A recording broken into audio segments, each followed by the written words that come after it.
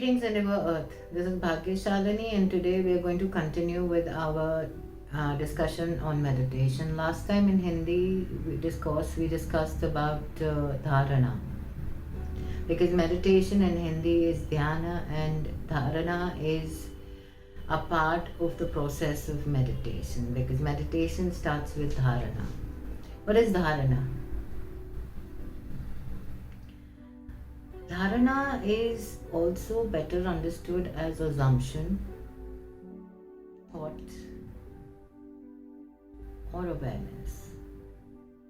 As assumption, it is when we assume that whatever we are hearing is right, or an assumption comes to us. We hear about things, we assume that yes, the media is right, so we start listening to the media. We assume that our parents are the best for us. We invest ourselves in it. So this is how an assumption or a thought becomes awareness for us. We have to understand that any dharana, any assumption, any thought, or any awareness is only something, or it gets a form, is when we put our emotions in it, when we invest ourselves. If there is a thought, an assumption, or something we hear that really does not attract us, or we really do not find it interesting, we let go of it. It doesn't interest us. It is imperative whether it exists or not. Similarly, when we look at ourselves, because we are looking through Moha and Maya, the thought of us is that we are this body and this mind. We experience ourselves either as the body, or as the mind, or as the way we handle thoughts. We are so ego bound that we only receive ourselves, or we perceive ourselves as this mind and body. And that too, it is not necessary that we invest our mind and body at the same place. And that is exactly what causes stress. When we experience stress, we try to meditate. So we have this dharana, or this assumption, that sitting still or sitting quietly or going within is going to help us restore ourselves, our mind, our body. It is that we can meditate. And when we sit down to meditate, we have a influx of thoughts or dharanas coming in. And we feel at unease, because at times we start investing ourselves, and then we realize, no, this is not what we were designed to do during meditation, and we move away from there. So to be in thought is perceiving ourselves as an entity. Anything that comes as a thought and we invest ourselves in it, we are giving it a materialistic form. There are times when how we can change this investment. How can we become stress-free with this dharana? Whenever we have a dharana, or a thought, or an assumption, or we're in awareness, say we're in awareness of a phone, like they've launched a new phone somewhere now, I think, whatever it is. So we look at the phone, or we come across a picture of it, or there is a thought that comes that this new phone has been launched. We can either perceive it with want which creates desire. Desire then lets us into another portfolio, and that is of worthiness. whether we can afford it or we cannot. So what happens is, when the want arises, we start desiring things and we start experiencing our worthiness through that particular thing, because that thought, that assumption has now taken form, taken shape. We have invested our feeling in it, a feeling of want, desire, conditions. Desire is conditioned, want is conditioned. But if we look at the picture and we say that this is so beautiful, we experience love. We feel joy looking at that picture. And we leave it to the universe. And in time we do experience it, we do get it. But then that is with true love. Similarly, what happens is, when we view ourselves, when we think of ourselves, we think of ourselves as this body. An image comes to us of this particular body or this look we have.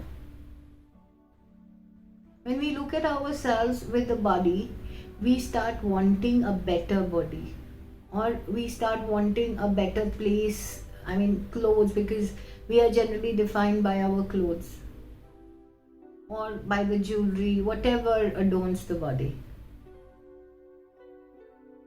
We want better hair, we want different hair, we want different hairstyles or clothes, or maybe a different look, probably some plastic surgery, or we're too fat, we're too thin. So it gets complex because the want is there for a better body, a better experience of a body. Or probably we'll start thinking that when we look at our body, we might think that, okay, the body is good, but then the mind. We want to be more intellectual. We start investing ourselves in all the news, the media, the pharmaceutical industry, the politicians, to keep ourselves abreast with whatever is happening. But then these are again wants and desires, and they create worthiness issues. We try to define ourselves through those rose-colored glasses we invent ourselves with. If we are 5 kgs less, we look much better. If we have this particular jewelry, we look better. If we get an operation, we look better.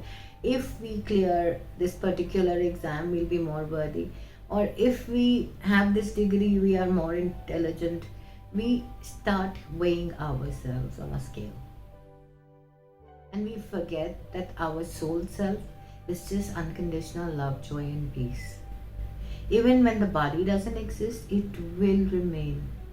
That is the reason why when people leave this body, or we say that the person is no more, we experience that person as love, joy and peace. As all the experience of love, joy, peace we experience with that person. We miss that love, we miss the joy, we miss the person's godliness or the peace the person created around us. Or we felt the peace when we were around that person. And when we are experiencing all that, we feel sad because we just imagine that person as the body. We really do not understand that person was always experienced around us. The reason why we don't want to meet some people are because we experience anything other than love, joy and peace. We fail to understand that whatever feelings we're experiencing are within us. And we are experiencing those feelings because that is how we are perceiving ourselves, or how the person is perceiving us. Because we have exchanged emotions with them. We exchange emotions through our eye contact. We exchange emotions through our handshakes. We exchange emotions in being in close proximity. That is the reason why we get very stressed when we are in crowded buses or trains where we all are exchanging emotions. That is the reason why we feel love, joy, and peace when we go to a holy place and everyone is in faith, in patience, and they are experiencing love towards God, or they're feeling that love of God. And the reason why we enjoy that feeling, why we feel joyful, why we are at peace, because we all are vibrating on that feeling.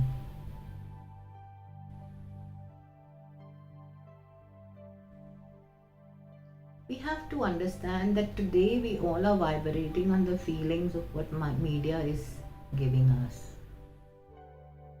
If it's propelling fear, we are in fear. If it's propelling illness, we are in illness. If it's propelling anything, it may be fear or any kind of thing that the world is coming to an end, we have to understand. Nothing comes to an end, because what stays permanently is the love, joy, peace we are. That is the true us, the true being, the soul self. That is what the source is, the higher self is.